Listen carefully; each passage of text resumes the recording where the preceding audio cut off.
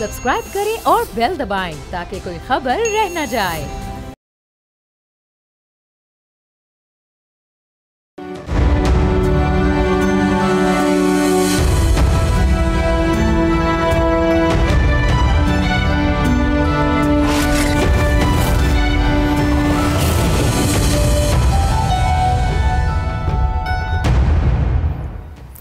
आज बाबाए कौम कायदे आज़म मोहम्मद अली जिन्ना रहमतुल्लाह अलैह का 149वां यौम पैदाइश मनाया जा रहा है।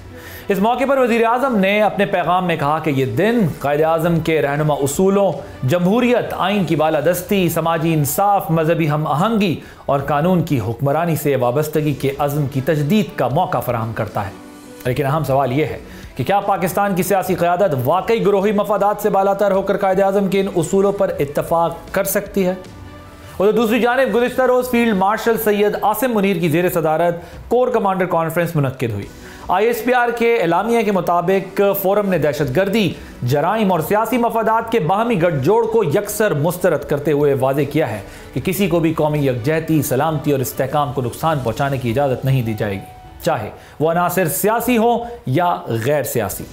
सियासी मुबस्सिरीन के मुताबिक मुल्क में जारी सियासी अदम इस्तेहकाम के तनाजुर में कोर कमांडर्स कॉन्फ्रेंस का ये एलामिया एक्स्ट्राऑर्डिनरी अहमियत इख्तियार कर गया है, खासतौर पर जब बानी चेयरमैन की जानिब से स्ट्रीट मूवमेंट चलाने की हिदायत दी जा रही हैं। इन्हीं तैयारियों के सिलसिले में वज़ीर आला खैबर पख्तूनख्वा ने पंजाब के दौरे का ऐलान भी किया है। उधर हुकूमत की जानिब से मुज़ाकरात की पेशकश पर अपोजिशन वाज़े तौर पर अब डिवाइडेड नजर आती है। पाकिस्तान तहरीक इंसाफ ने इस पेशकश को मुस्तरद करते हुए इसे सियासी घबराहट और आवाम को गुमराह करने की एक कोशिश करार दिया है। लेकिन अपोजिशन इत्तेहाद तहरीक तहफ़्फ़ुज़ आइन पाकिस्तान ने हुकूमत की मुज़ाकरात की पेशकश कबूल कर ली है। इत्तेहाद के इजलास के बाद जारी एलामिया में कहा गया है कि पार्लियामान, कानून की बालादस्ती और इंसानी हुकूक की पासदारी पर मुज़ाकरात के लिए हम तैयार हैं। अब सवाल ये है कि क्या हुकूमत और अपोजिशन इस नाजुक मौके से फ़ायदा उठाते हुए किसी मुतफ़िक़ा कौमी मीसाक पर इत्तफ़ाक़ कर पाएंगे, या ये मामला भी एक बार फिर रिवायती सियासी तकसीम की नज़र हो जाएगा?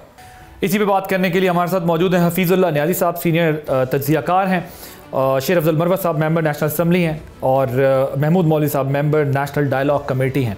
आप तीनों का बहुत शुक्रिया। I start with you Niazi साहब, ये जो कोर कमांडर कॉन्फ्रेंस हुई है, इसमें PTI के लिए बिटवीन द लाइन क्या है आपके ख्याल में? देखिए जी, पूरी तरह तो डिसाइफर करना बड़ा मुश्किल है भाई साहब कोर कमांड कॉन्फ्रेंसेस को, क्योंकि ये इस ऐसे प्लेटफॉर्म से बिल्कुल एक जनरलाइज और एक ख़ास किस्म की गाइडिंग लाइंस होती है उनके, with in that those parameters ये हमेशा एक साउंड कराया जाता है, एक मैसेज दिया जाता है। लेकिन कुछ अरसे से चूँकि सारी चीज़ें बड़ी एक स्ट्रिप नेकेड हमारे साथ हैं, अल्फाज की भी कोई तमीज़ नहीं की जाती। बानी PTI की तरफ से एक सख्त मौक़िफ़ अपनाया गया और जो अल्फाज का चुनाव किया गया वो इंतहाई अफसोसनाक, और बंदा उसका क्या करे, मज़म्मत ही करे तो जितनी है कम है। लेकिन उसके जवाब में जिस तरीके से हमारे ISPR ने बयान दिया और वो भी इश्तियाल में आ गए, तो ये इदारे को कभी इस तरह की चीज़ें ज़ेब नहीं देती। मेरा नहीं ख्याल कि उनका उसका प्रेस कॉन्फ्रेंस से, बल्कि इमरान खान साहब को कुछ अर्सा लोगों ने आड़े हाथों लेना तो उनके इस बयान पर जो उन्होंने इंतहाई नाजेबा अल्फाज इस्तेमाल किए थे वो से पुश चला गया, उनकी प्रेस कॉन्फ्रेंस सामने आ गई। मैंने मकामी मीडिया ने भी उनकी प्रेस कॉन्फ्रेंस के ऊपर बड़े जो है किए, मुख्तलिफ एंगल्स किए, जाविये किए, और किसी ने भी इसको अप्रिशिएट नहीं किया, बल्कि जिन लोगों को जो ताक में बैठे थे उन्होंने तो इनसे मज़ीद मज़े लिए। अब इस सारी सूरत हाल में कोर कमांडर कॉन्फ्रेंस के अंदर उन्हीं चीज़ों को ज़्यादा भलेमाना तरीके से कहा गया है कि जी मुल्क को डिस्टेबलाइज़ करने की इजाज़त नहीं दी जाएगी। लेकिन मेरा ख्याल है मुल्क तो डिस्टेबलाइज उस वक्त तक रहेगा जब तक पाकिस्तान के अंदर एक मकबूल बयानियाँ और रियासत आपस में एक दूसरे के सामने खम ठोक कर एक जो है डट के खड़े हो जाएंगे। अब जब आवाम का या तो आप नैरेटिव चेंज करते हैं, या तो आवाम को कन्विंस करते, या ऐसे इकदाम करते हैं कि आवाम है वो बानी PTI इमरान खान साहब से वो अपने आप को डिस्टेंस करती है, या कम अज़ कम कई ऐसी वाक़यात आए कि उनको टाइमली हैंडल किया जाता तो शायद कुछ आसूदी होती। लेकिन यहाँ पहले दिन से ही निज़ाम ही बड़ा अजीबोगरीब था। तो मुझे बताएं कि आपको लगता है कि इस वक्त जो कल एक एलामिया आया है, एक तो आपको उसमें क्या लगता है PTI के लिए उसमें क्या पैगाम है, या जो भी कोई सियासी अदम इस्तेहकाम करना चाहे, तो एक तो ये बताइएगा, कोई मिस एडवेंचर कर सकेगी पीटीआई इस सारे सिनेरियो को जहन में रखते हुए, आपको भी लगता है? देखिए, अगर सियासी अदम इस्तेहकाम पाकिस्तान में बकौल इनके कोई करना भी चाहता है तो ये तो अफवाज पाकिस्तान का काम नहीं है, ये तो हुकूमत का काम है कि वो सियासी अदम इस्तेहकाम की रोकथाम करें। और इस तरह के बयानिए और इस तरह के हैंडआउट जो हैं वो वेलकम नहीं होते हैं जमहूरियत पसंद लोगों के पास। मेरा ख्याल ये है कि ये काम अगर वफाकी वज़ीर इत्तलात इस पे बात करते, वज़ीर आज़म साहब इस पे बात करते, और कौन मुल्क को अदम इस्तेहकाम की तरफ ले जा रहा है, ये भी तो सवाल है। क्या मुल्क में सियासी इस्तेहकाम मौजूद है? क्या मुल्क में जो है सियासी इस्तेहकाम लाने की ज़रूरत नहीं है? और क्या मुल्क में लेजिटिमेट प्रोसेस जो है और गवर्नेंस हो रही है? पाकिस्तानियों का हक है बैशियत पाकिस्तानी कि वो अपने मुल्क के मामलात को संवारने के लिए कोशिश करें। अगर उसमें इलीगैलिटी है, लाकानूनियत है, कब्जे हैं, तो इन चीज़ों पे पाकिस्तानी अगर कंसर्न नहीं उठाएंगे तो तारीख इन पाकिस्तानियों को माफ़ी नहीं करेगी। ओके, महमूद मौलवी साहब, आपके ख्याल में इसमें क्या पैगाम है पीटीआई के लिए? और जिस तरह बात हो रही है अभी, आपको क्या लगता है कि अब कोई मिस एडवेंचर कर पाएगी पीटीआई इस सारे प्रोसेस के अंदर, जिस तरह की अभी इस वक्त पोजीशंस ले ली गई हैं दोनों तरफ से? देखिए, पहले तो मैं कहूँगा इस वक्त देखें, पीटीआई बदकिस्मती से कोई लीडर एक पेज पे नहीं है। पहले तो इशू ये है कि जो अलीमा आपा जो है वो अलग पेज पे हैं, बैरिस्टर गौहर अलग पेज पे हैं, अचकजई साहब अलग पेज पे हैं। आप ये देखें ना, अचकजई साहब और बैरिस्टर गौहर साहब कह रहे थे मुफाहमत होनी चाहिए। अलीमा खान साहिबा कह रही थी कि जी जो मुफाहमत की बात करेगा उसका पीटीआई से कोई वास्ता नहीं। तो पहले इनको ये सोचना पड़ेगा कि देखें, किसी के हाथ में तो लीड देना पड़ेगा ना। खान साहब अगर जेल में है तो लीड तो कोई लेगा ना।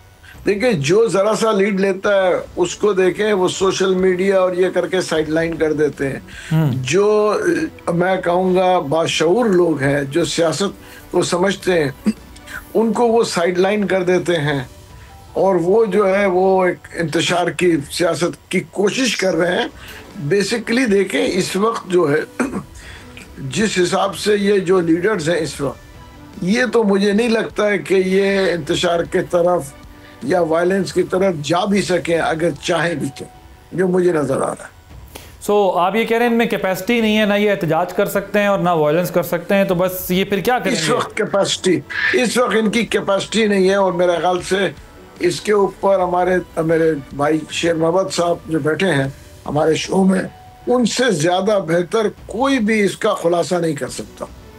लेकिन ज़ाहिर है, अगर आप वो पढ़ें तो उसमें कहा गया है कि forum categorically rejected the nexus between terrorism, crime and vested political interest. No malicious interest, political or otherwise, aimed at undermining national unity, security and stability would be tolerated, nor would anyone be allowed to create divisions between the armed forces and the people of Pakistan. So वो जो digital media के ऊपर जिस किस्म की campaign या जिस किस्म का माहौल होता है, ये उस तरफ गालिबन देखिए, डिजिटल मीडिया पे जो हो रहा है वो तो कहीं एक्सेप्टेबल है ही नहीं। आप मुझे बताएं ना, इस वक्त पूरी दुनिया फील्ड मार्शल की तारीफ कर रही है, अमेरिका से लेके पूरा पर्शियन गल्फ, सऊदी अरेबिया, मतलब यू नेम इट। आज जो हमारा मतलब नाम पाकिस्तान का लिया जा रहा है, देखे ना, और बड़ी अच्छा जो है इंटरनेशनली तो हमारी की बड़ी रिकग्नाइजेशन है। अगर एक जगह उनको इतना जो है प्रमोट, मतलब पूरी दुनिया उनको प्रमोट कर रही है, पूरी दुनिया उनकी तारीफें कर रही है, और हमारे मुल्क में लोग बैठ के उनको तनकीद का निशाना बनाइए, तो एक्सेप्टेबल है ही नहीं। अच्छा न्याई साहब, आप बताइएगा मुझे कि आपको लगता है कि अब वज़ीर आला खैबर पख्तूनख्वा जो पंजाब आके मोबिलाइजेशन की बातें कर रहे हैं, आपको लगता है कर सकेंगे वो यहाँ पर आकर? देखें जी, अब बंदा क्या कहे जी, असल में जो पोलिटिकल मोबिलाइजेशन है, अगर किसी ने इस स्टेयर पे किसी ने किया तो शेर अफजल मरवत साहब ने मेरे ख्याल पहले और आखिरी थे जिन्होंने कुछ थोड़ा बहुत किया। भले से वो भी मेरे जो है मुताबिक कोई उस म्यार की नहीं थी कि जिसमें किसी आप हुकूमत को या रियासत को किसी को जो है प्रेशर में ला सकते, लेकिन बहरहाल उन्होंने माशाल्लाह खातिर खा बंदे इकट्ठे किए रखे, उनको एक्साइट भी किया, उनको इंस्पायर भी किया। बाकी खान साहब जब खुद निकल के आए थे 25 मई 2022, तो उससे पहले 40 जलसे किए, पता नहीं कितने करोड़ रुपया लगा के वो जलसे अरेंज हुए होंगे। लोगों को मोबिलाइज करना था, मोटिवेट करना था कि इस्लामाबाद 30 लाख बंदा लेके आना था। उन्होंने खुद कहा था मैं 30 लाख बंदा लेके इस्लामाबाद आ रहा हूँ 25 मई को। क्या वो 26 मई को पहुँचे तो कहते हैं शेख से पहुँचे मैशर में, अब माल नदारत जिस माल के ताजर थे वो माल नदारत। तो खान साहब के साथ बंदे आपको पता है जिस दिन कासिम सूरी साहब ने उन्हें कहा, उनके कान में कहा कि आपको मजहबी टच दें, क्योंकि वो मायूसी थी, उनकी बॉडी लैंग्वेज बता रही थी कि बंदे नहीं आए। जब वो खुद अपनी एक वलवला अंगेज क़यादत में बंदे नहीं निकाल सके, जिनके और लोगों का ज़ाहिर है कि जो उनका असल जो क्रिज्मा है वो तो खान साहब का अपना है, जो आवाम की जो जिसके ऊपर मट मिटती है वो तो खान साहब है। फिर खान साहब 26 नवंबर को भी नहीं निकाल सके जब वो लॉन्ग मार्च लेके पिंडी लेके गए, और उनको एक रावलपिंडी की एक आम सी सड़क जो मेन रोड है मरी रोड, उस पर एक साइड पे जलसा करके वापस आना पड़ा। तो इससे मैं तो कभी भी नहीं समझता हूँ कि 2014 कर लें, आज तक इमरान खान साहब के कोई धरने लॉन्ग मार्च जो है कामयाब नहीं हुए। तो इस तरीके साहब को ये तो रिविजिट करना चाहिए कि कोई स्ट्रेटजी नहीं इवॉल्व करे। अभी पेशावर में इन्होंने जलसे किए, पेशावर और कोहाट में। मैं हकीकत कहता हूँ, अपने तजर्बे की बुनियाद पर कहता हूँ, मुझे जलसों का पूरा अंदाज़ा, हालांकि मैंने सिर्फ फुटेज देखी है जो PTI वालों ने अपने सोशल मीडिया दिया है। बिल्कुल लोग ज़्यादा नहीं थे। अगर पेशावर के अंदर 15,000 बंदा उन्हें इकट्ठा कर लिया है, तो पेशावर जैसे शहर में जहाँ पे PTI का तूती बोलता है वहाँ 15,000 बंदे चाहिए। या अगर 5-7,000 बंदे उन्हें कोहाट में इकट्ठे कर लिए, तो मरवा साहब के पड़ोस में ही है कोहाट, तो ये सारे देख लें, वहाँ पे इतना बड़ा शहर है, तो उनको कम अज़ कम उस पर जो है 35-40,000 बंदा वहाँ होता, पेशावर में 60-70,000 बंदा होता तो लाख पता जाना था। लेकिन इससे अगली बात जो है जो कि महमूद साहब फरमा रहे हैं, मैं एग्री नहीं करता हूँ। देखें, आप क्यों नहीं ये समझते कि पाकिस्तान के अंदर 2 ताकतें हैं, एक हमारी एस्टेब्लिशमेंट है बड़ी मुनज़्ज़म ऑर्गेनाइज, और दूसरी अवाम पाकिस्तान की। हम जब इमरान खान साहब को की शान अक़दस में तारीफ़ कर रहे होते हैं या उनकी ताकत का बता रहे होते हैं, तो मतलब ये होता है कि उनके साथ कसीर तादाद में लोग हैं। अभी ये इररिलेवेंट है कि वो लोग निकलते हैं नहीं निकलते, ये एक और साइंस है, उसमें खान साहब नाकाम हुए हैं, हर मद में नाकाम हुए हैं, तरसीलात इज़हार हो, किसी और नाफरमानी हो, कोई हो, लॉकडाउन हो। लेकिन क्या इससे पाकिस्तान के लोग जो हैं उनका जुड़ना बंद हो गए हैं? आपके सामने 2 MNAs बैठे हैं, इनकी आम की नफ्स है। मैं अभी कराची गया हूँ, कराची के लोग, मुझे तो लगता है कि वहाँ इमरान का मुखालिफ बंदे ही कोई नहीं है आम बंदों में। एक शादी थी जिसमें बहुत सारे लोग नामी गिरामी भी थे और आम लोग भी थे। तो मुझे समझ नहीं आती कि ये किसके सोचने की बात है। इमरान खान साहब का तो मसला ये है कि उन्होंने पाकिस्तानी अवाम की कसीर तादाद को इदारों के खिलाफ खड़ा कर दिया है। अब इदारों के भी क्या हक में जाता है? क्या अवाम से जंग लड़ सकते हैं? किसी जगह पे नज़रअंदाज कर सकते हैं? जितनी डॉक्यूमेंटेड पोलिटिकल कौमों की सियासत की हिस्ट्री है 200-300 साल की है, इनके अंदर एक चीज़ कॉमन है, जो कौमें 7वें आसमान में बैठी हैं, चाहे चीन है, चाहे अमेरिका है, चाहे गल्फ कंट्रीज है, चाहे इंडिया है, चाहे जापान है, सब में एक चीज़ कॉमन है, सियासी अदम इस्तेकाम। और जितने लोग भिखारी हैं, जितने लोग जलील हो रहे हैं, चाहे नाइजीरिया है, चाहे वेनेजुएला है, चाहे पाकिस्तान है, सब में एक चीज़ कॉमन है, सियासी इंस्टेबिलिटी। अब ये वो इसके बारे में कोई फिक्र नहीं करता, क्योंकि आपका आखिरी फिक्र मुझे कहने दें कि जो आपका ज़ाती मुफाद है, आपका जो पर्सनल आपकी जो शख्सी मुफाद है, वो आपके जो पाकिस्तान के मुफादात उसमें हावी है, और वो आपकी पहली तरजीह हर बंदे की बातों की भी और हमारे इदारों की भी पहली तरजीह की ज़ात है, उसकी नमूद नुमाइश है। ठीक है, यहाँ पे एक ब्रेक लेंगे, ब्रेक के बाद जब वापस आएंगे तो कुछ और अहम इश्यूज डिस्कस करेंगे। पैनलिस्ट हमारे साथ मौजूद हैं, एक ब्रेक के बाद फिर मज़ीद बात होगी।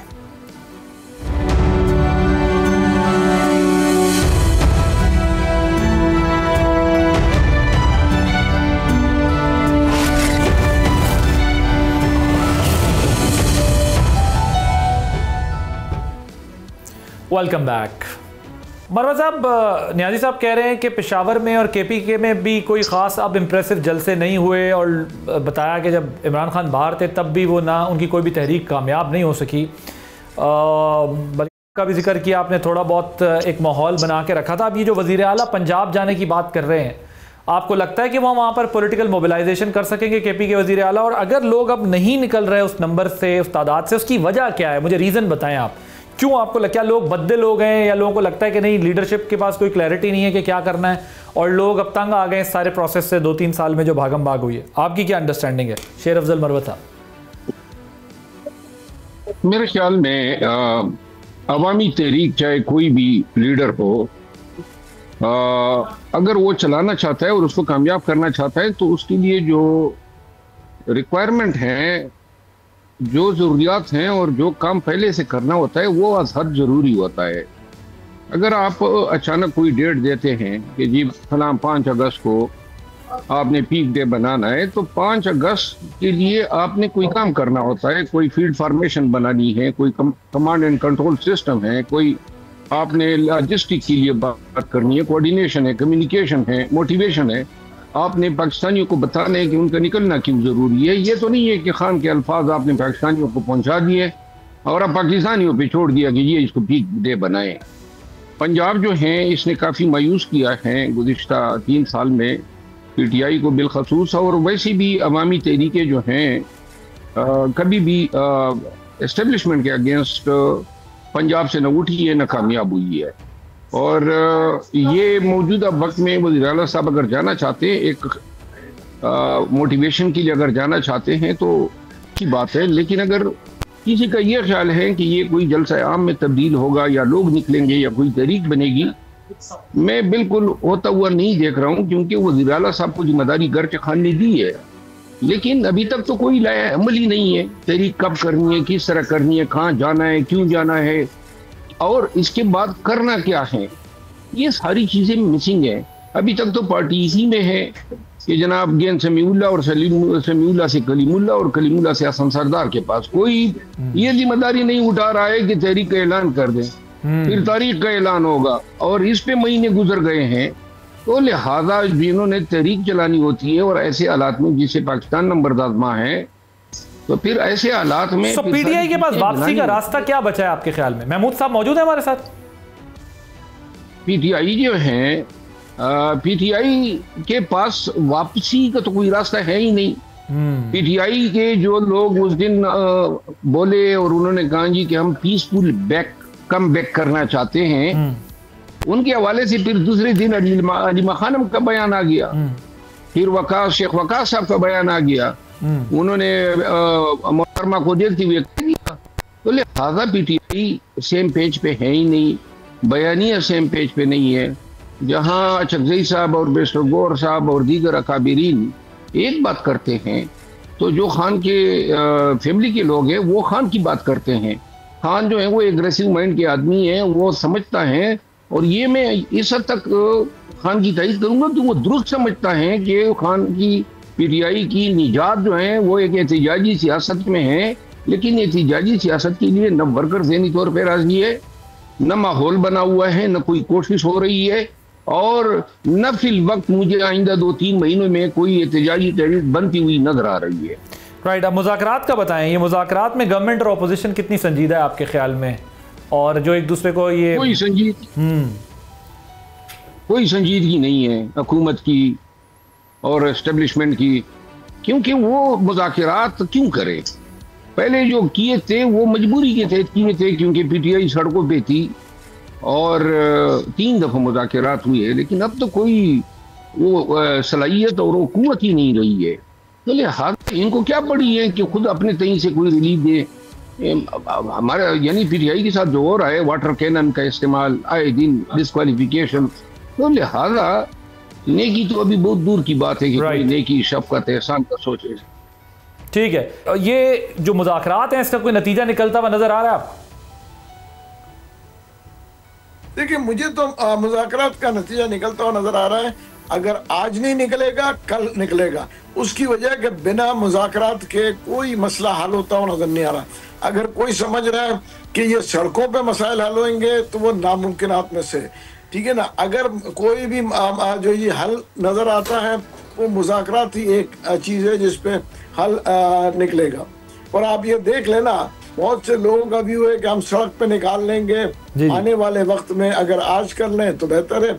ये 3 साल से ये जो साबिक आप पीटीआई रहनुमाओं ने, जो आप लोगों का वो ग्रुप है, उसने सब एफर्ट किए, फिर कुछ ख़त लिखा गया वज़ीर आज़म को और बानी का नाम लिए बगैर जो असीर रहनुमाओं को रिहा करने की बात की गई, आपको लगता है कि इससे कोई रिजल्ट निकल सकता है, कोई ये टर्निंग स्टार्टिंग पॉइंट हो सकता है? देखिए इस पे निकल सकता है, क्यों नहीं। देखिए बदकिस्मती, अब आप देखें ना कि हम बात कर रहे हैं ये लीडर्स को निकालने के लिए, इसके ऊपर भी जो है सोशल मीडिया में कह रहे हैं इनको नहीं निकलना चाहिए। तो ये माइंडसेट को तो हम इलाज नहीं कर सकते ना, अगर ये नेगेटिव माइंडसेट है। सर मुझे ये बताएं, आपको लगता है न्याजी साहब कि ये जो कोट लखपत में असीर रहनुमा है, इनको कोई इख्तियार मिले तो ये कुछ कर सकते हैं पीटीआई के बचाव के लिए, और क्या इमरान खान इनको ऐसा कोई इख्तियार दे भी सकते हैं कभी? देखिए जी, ये ख्वाब ख्याली है, कैसे हो सकता है? इमरान खान का जो पैटर्न है वो तो सबके सामने है, इसको तो कोई ज़्यादा कोई जांच पड़ताल की ज़रूरत नहीं है। इमरान खान साहब के सामने, इमरान खान साहब ये मेरा ख्याल में जो अफजल और जो महमूद साहब हैं, ये इमरान खान साहब इन्होंने बड़ा एक कैंडिडेट वक्त गुजारा है, गैर रस्मी भी गुजारा है, इनफॉर्मल भी गुजारा है। उसमें अल्लाह ने बड़ी सलाहियत दी है, और वो ये है कि वो जब चाहे जो कोई मर्जी बैठा हो उसकी मर्जी के बगैर उससे बात नहीं कर सकते। अगर वो कभी जब उनके ऊपर जमहूरियत तारी है तो आपको इजाज़त दे देंगे, आप हर तरह की हाँकेंगे, फिर आप कहेंगे हमने इमरान खान साहब के साथ ये बात भी कर ली, ये बात भी कर ली। अगर किसी मौजू पे वो आपको बात नहीं करने देते, मजाल आपकी कोई बंदा दूसरी बात कर सके। इसके अलावा असल क्राइसिस क्या है? इमरान खान साहब को कोई बंदा तहरीक इंसाफ में ऐसा नहीं है कि जो उनको रियलिटी चेक दे। इमरान खान साहब को उनकी औकात बताई जाए कि हजूर जितना कुछ आप सोच रहे हैं, जिस आप एक डिल्यूजन का शिकार हैं, जिस हेलुसिनेशन में हैं, ये सारी हकीकत नहीं है, ये बहुत सारी जो है ये ख्वाब ख्याली है। आप इससे निकलें। रियलिटी ये कि ये आपने काम किए जिनका कोई असूल से तल्लक नहीं था, इस बात में आपको असूल नहीं तलब कर किए जा सकते। ये मद है जिसमें आपने किसी को कंसेशन नहीं दी, इस बात में आपको कंसेशन नहीं मिलेगी। उन्हें बताया कि आपकी सियासत ये रही है, ये हालात हैं, आप इसके अलावा बढ़ नहीं सकते। मज़ीद ये है कि आपको क्या करना चाहिए, क्या नहीं करना चाहिए। एक बात इमरान खान साहब को समझानी होगी कि उनका अगले 4, 5, 7 साल सियासत में कोई रोल नहीं है। मैं नहीं कहता नहीं होना चाहिए, लेकिन जिनके साथ मामला कर रहे हैं उनके भी कुछ रहनुमा असूल है जो 7-8 दहाइयों से यहाँ मुसलमान है, एस्टेब्लिश्ड है। बाकी रही जेल के असीरों की बात, तो ये मेरा ख्याल एक अच्छी कोशिश है कि कम उनको तो निकलवाएं यार, जो इमरान खान का कोलैटरल पढ़े, मेरा बेटा पढ़ा है, कोई बता दे उसे जुर्म क्या किया है, 10 साल सजा आपने ठोकी है कि इमरान खान का कोलैटरल है आपके पास। यास्मीन राशिद बेचारी 78 ईयर्स की खातून है, कैंसर सर्वाइवर है, क्या मतलब कोई इंसानी को जज्बा होता है, हमदर्दी होती है, कोई ऐसा भी कोई माहौल है? और आपने जो रोप डालना था आप डाल दिया। इमरान खान किसी से पसीज है, आप जो आके उठा के सारे जेल वाले सीओ को जबर भी कर दे। इमरान खान साहब में कोई प्रेशर नहीं है। इमरान खान साहब ने सारी पार्टी में से अपने बंदे निकाल लिए हैं, अपने जो वोटर जो सपोर्टर वोटर है उनको अलहदा कर लिया है। अब इस पार्टी में से शामिल कुरैशी साहब को हकी सच्ची बेल मिली। हर एक को पता है वो 9 मई में इन्वॉल्व नहीं थे, क्यों रखा गया, किस विज़न के ऊपर रखा गया। लेकिन जैसे वो निकलने की कोशिश करते हैं, तहरीक इंसाफ मीडिया जो ये शेर अफजल अभी भुगत रहे होंगे और ये भी भुगत रहे होंगे, महमूद साहब भी भुगत रहे होंगे, वो उठा के पार्टी सदर चेयरमैन को उड़ा देते हैं, वो वज़ीर आला को उड़ा देते हैं। इधर से उनको भिनक पड़ जाए कि इमरान खान साहब ने इनको डिनाउंस है, उसको डिनाउंस कर देते हैं। तो एक बड़ी इमरान खान की सिचुएशन है, बड़ी एक ट्रिकी सिचुएशन है। जो हैंडल करने वाले हैं उनको भी पता है जी कि ताकत से शॉर्ट ऑफ ताकत कोई चीज़ इमरान खान पे कारगर नहीं हो रही।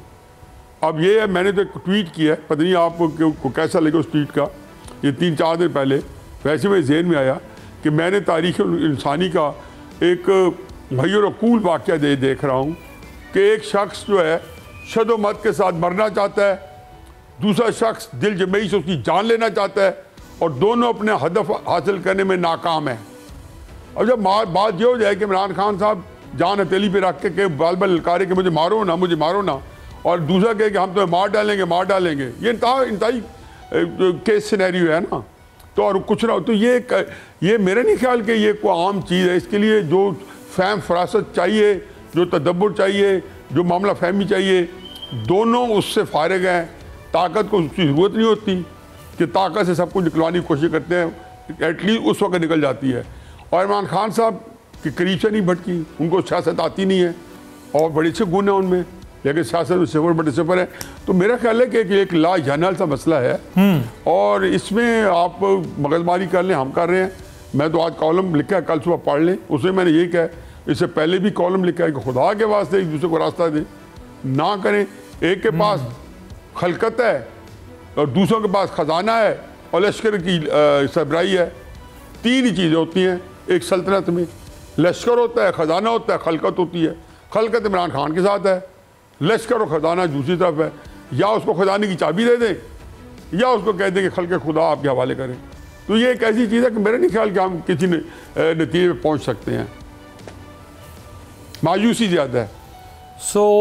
मायूसी ज़्यादा है, और जब मायूसी एक हद से ज़्यादा बढ़ जाती है तो अब अपने तजुर्बे से ज़रा कुछ ये भी फरमा दें न्याज़ी साहब के उसके बाद नतीजा क्या निकलता है, क्योंकि बज़ाहिर हुकूमत भी बिल्कुल किसी मूड में नहीं है, सिर्फ एक वो क्या कहते हैं कि खाना पूरी की।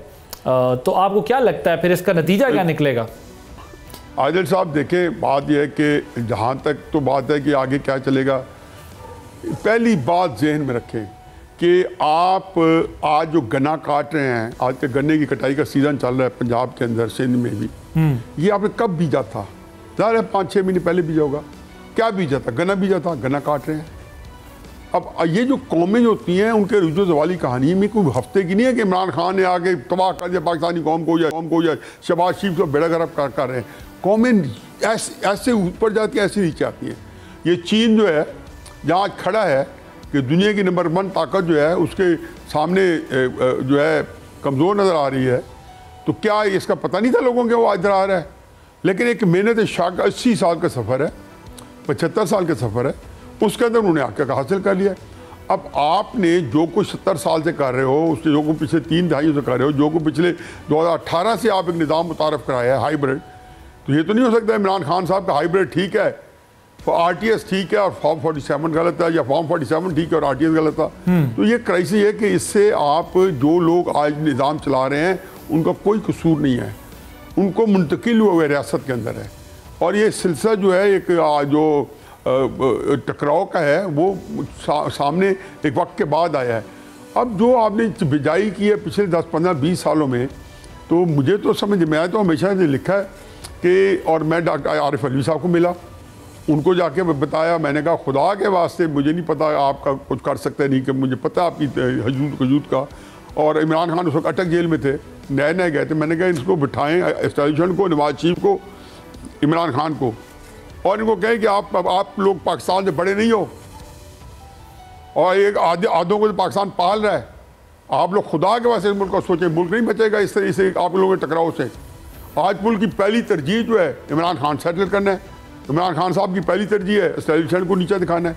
तो ये जहाँ पहुँचे हुए हैं, इसके लिए जब तक सारे इकट्ठे नहीं होते, मेरी नवाज शरीफ साहब से मुलाकात हुई, मेरी जो फौज के कुछ सीनियर लोगों से जब मुलाकात हुई, एक ही फिक्र, पहला फिक्र ये होता है, नवाज शरीफ साहब को ये कहा, मैंने कहा जी हजूर इस वक्त आप भी बंद गली में हैं, एस्टेब्लिशमेंट भी बंद गली में है, इमरान खान भी बंद गली में है और 25 करोड़ लोग भी बंद गली में हैं। देखें ये कौमें निकलते हैं, अगर बिठा सकते हैं सबको, मैं गारंटी करता हूँ पाकिस्तान निकल जाएगा।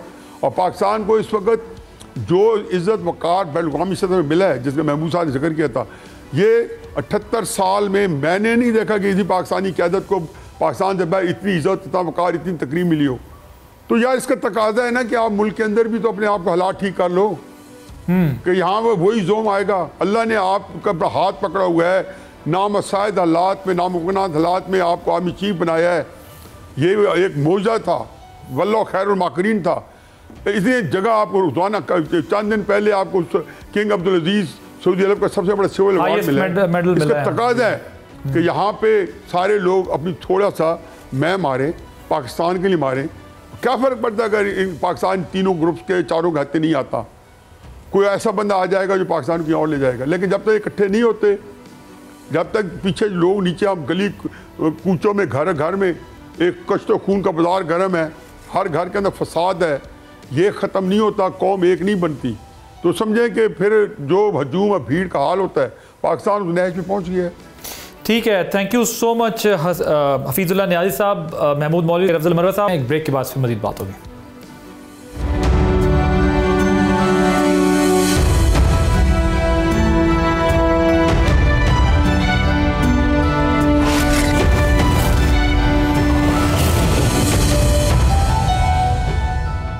बात करेंगे एक इंतहाई इंपॉर्टेंट रिपोर्ट जो आई है इंटरनेशनल मैगजीन में, उस पर द डिप्लोमेट। सन 2025 में पाकिस्तान के किरदार को डिप्लोमेट किस कॉन्टेक्स्ट में देखता है, इस पूरी रिपोर्ट के अंदर जो है वो बताया गया है। अमरीकी जरीदे द डिप्लोमेट के मुताबिक 2025 पाकिस्तान के लिए एक अहम मगर पेचीदा साल रहा।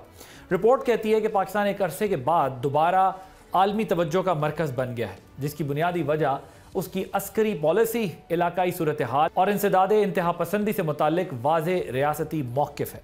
द डिप्लोमेट के मुताबिक अस्करी क़यादत ने इंतहा पसंदी के ख़िलाफ़ एक वाज़े पैगाम दिया है। खुसूसन इस पॉइंट पर जोर दिया गया कि जहाद के ऐलान का इख्तियार सिर्फ रियासत के पास है और इस मौक़िफ़ को रियासती रिट और नज़्म व ज़ब्त के तनाजुर में एक अहम पेशरफ करार दिया गया है। 2025 में भारत के साथ होने वाली फ़ौजी कशीदगी ने भी आलमी तवज्जो हासिल की है। रिपोर्ट के मुताबिक पाकिस्तानी अफवाज ने बहुत लिमिटेड अपने रिसोर्सेज के बावजूद मुतवाज़न और मौसर रद्द अमल दिया है, जिससे ख़त्ते में अस्करी तवाज़ुन और डेटरेंस से मुताल्लिक बहस को एक नई जहत मिली है।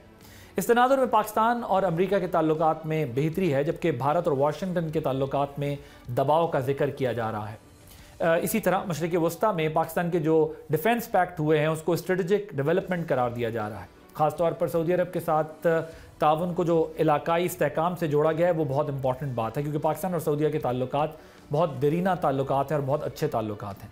चीन के हवाले से भी इस रिपोर्ट में बात की गई और कहा गया है कि जंगी हालात में इस्तेमाल होने वाले दिफाई साजो सामान की अमली कारकर्दगी को मज़बूत अंदाज में जो है वो दिखाया गया, जिसके नतीजे में सी पैक के दूसरे मरहले के लिए निस्बतन साजगार माहौल बन चुका है।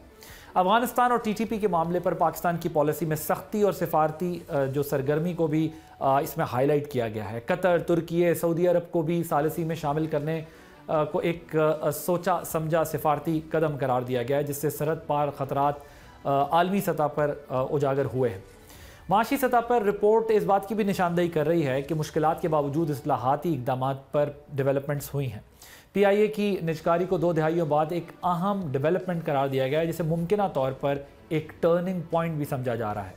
इसका खुलासा यह है कि द डिप्लोमेट जो है उसका मानना यह है कि पाकिस्तान के लिए 2025 कई मौक़ों और चैलेंजेस को सामने लेकर आया है, जिसमें अस्करी एतमाद, सिफारती सरगर्मी और दाखिली इस्लाहात अगर वो कहते हैं कि बैलेंस अंदाज में आगे बढ़ें तो पाकिस्तान के लिए आलमी साख को मुस्तहकम करने का बहुत वसी मौका मौजूद है। सो ये रिपोर्ट द डिप्लोमेट की, इससे पहले वाशिंगटन टाइम्स की रिपोर्ट और इससे पहले भी जो बैनुल-अक़वामी जरीदे हैं, इंटरनेशनल मैगजीन्स हैं, वो ये रिपोर्ट कर रहे हैं कि पाकिस्तान जो है वो आहिस्ता आहिस्ता स्टेबिलिटी की तरफ जा रहा है और पाकिस्तान की जो मिलिट्री डिप्लोमेसी है उसने इसमें बहुत इंपॉर्टेंट रोल प्ले किया है और पाकिस्तान की जियो स्ट्रेटेजिक पोजीशन और पाकिस्तान की position against war terrorist organisations और वॉर एंड टेरर में जो पाकिस्तान की ज़ाहिर एक स्ट्रगल रही है उसको रिकग्नाइज़ किया जा रहा है। अमेरिका के साथ ताल्लुकात को, पाकिस्तान की कुर्बत को दुनिया बहुत हैरान कुन अंदाज में देख रही है। सब्सक्राइब करें और बेल दबाएं ताकि कोई खबर रह न जाए।